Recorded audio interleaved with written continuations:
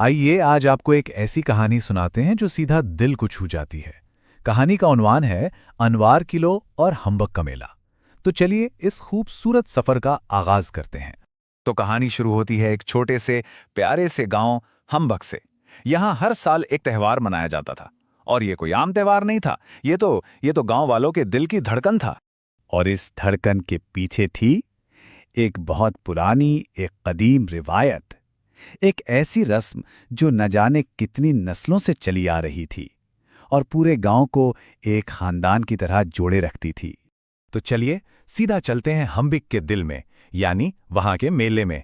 सोचिए, हर साल अप्रैल का महीना और गांव की सारी रौनक इस एक जश्न में सिमट आती थी। पर यह सिर्फ जश्न नहीं था, इसकी अहमियत इससे कहीं ज्यादा थी। और इस मेले की रूह थी अनवार की लौ। अब ये अनवार की लौ क्या है? ये सिर्फ एक मशाल की आग नहीं, बिल्कुल नहीं। ये तो इत्तेहाद, मोहब्बत और रोशनी की निशानी थी। गांव वालों के लिए ये उम्मीद का, एक साथ होने का सबसे बड़ा सबूत था। चलिए अब मिलते हैं इस कहानी की हीरो से। नाम है अनवार, एक नौजवान, बहुत ही ज़हीन और हमेशा हंसती मुस्कुराती हुई लड़की। उसके दिल में ना अपनी संस्कृति, अपनी रिवायतों के लिए एक अलग ही मोहब्बत थी। वो तो बस साल भर इस मेले का इंतजार करती रहती थी। देखिए, हर रिवायत को जिंदा रखने के लिए एक निगहबान तो चाहिए होता है ना?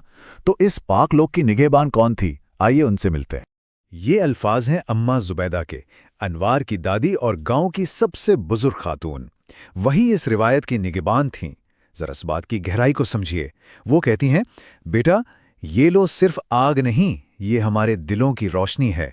मतलब ये महज आग नहीं, ये तो वो रोशनी है जो सबको आपस में जोड़ती है। क्या बात है! लेकिन इस साल कहानी में एक मोड़ आ गया। रिवायत पर एक खतरा मंडलाने लगा था।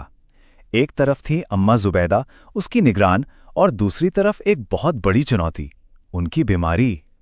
पूरे गांव में एक बेचैनी फैल गई थी कि अब क्या होगा, ये रस्म कौन पूरी करेगा। और जब रास्ते मुश्किल लगने लगे ना, तभी एक नई शुरुआत का दरवाजा खुलता है। कहानी अब एक बहुत ही जरूरी मोड़ पर आ पहुंची थी। और ये नई शुरुआत हुई अनवार के इन लफ्ज़ों से। वो हिम्मत जुटाकर अपनी दादी से ये बहुत बड़ी जिम्मेदारी निभाने की इजाज़त मांगती है। सोचिए, कितनी हिम्मत लगी होगी उसे ये बड़ा कदम उठाने में। अम्मा जुबैदा भी इसे इस जिम्मेदारी का वज़न समझाती हैं। वो कहती हैं, बेटी, ये काम आसान नहीं है। इसके लिए सिर्फ रस्म निभाना काफ़ी नहीं, इसके लिए दिल में सच्चाई और सबके लिए बेपनाह मोहब्बत होनी ज़रूरी है। और अनवार का जवाब सुनिए, कितना सादा लेकिन कितना गहरा। वो कहती है, आपने मुझे यही तो सिखाया है। बस इस एक जुमले में उसकी परवरिश, उसका अज़्म, सब कुछ साफ दिख गया। चैलेंज कबूल था। तो चलिए अब सीधे चलते हैं कहानी के सबसे अहम हिस्से की तरफ। मेले का दिन आ गया है और सबकी निगाहें सिर्फ अनवार पर टिकी हैं। ये था अनवार की लो का लम्हा। जरा इस माहौल को महसूस कीजिए।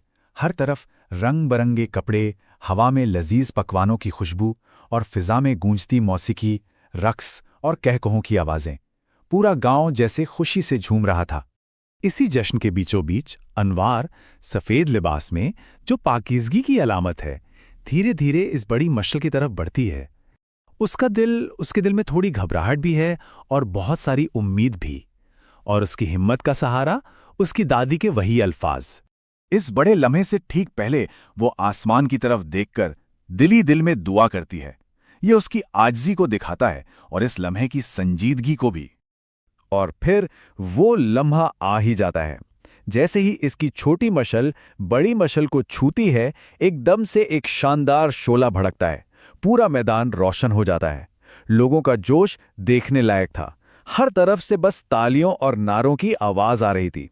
लेकिन शोला जलाते ही अनवार के अंदर एक बहुत गहरा बदलाव आया। ये सिर्फ एक रस्म पूरी नहीं हुई थी, बल्कि ये उसके अंदर एक नई जिम्मेदारी के एहसास का आगाज था।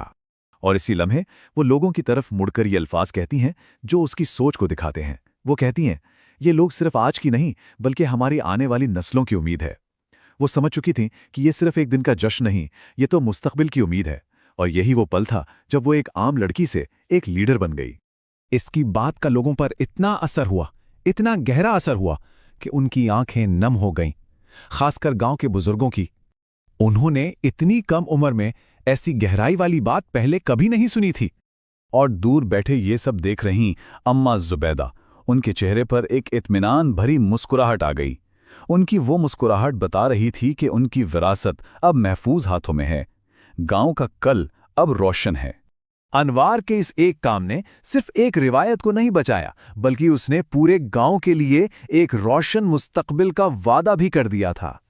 इस दिन के बाद से अनवार को गांव में एक नई रहनुमा की नज़र से देखा जाने लगा और उसने इस जिम्मेदारी को पूरी संजीदगी से निभाया। ये यकीनी बनाया कि गांव की रिवायतें न सिर्फ जिंदा रहें बल्कि और फले फूलें। अनवार की लो अब हर साल पहले से भी ज्यादा शान से जलने लगी, क्योंकि अब उसे एक नई नस्ल की ताकत मिल चुकी थी। तो ये कहानी हमें एक बहुत जरूरी सवाल पर छोड़ जाती है। किसी रिवायत को जिंदा रखने का आखिर मतलब क्या होता है? क्या सिर्फ पुरानी रस्मों को दोहराते रहना, या फिर नई नस्ल का आगे आकर उसमें एक नई रूह फूंकना?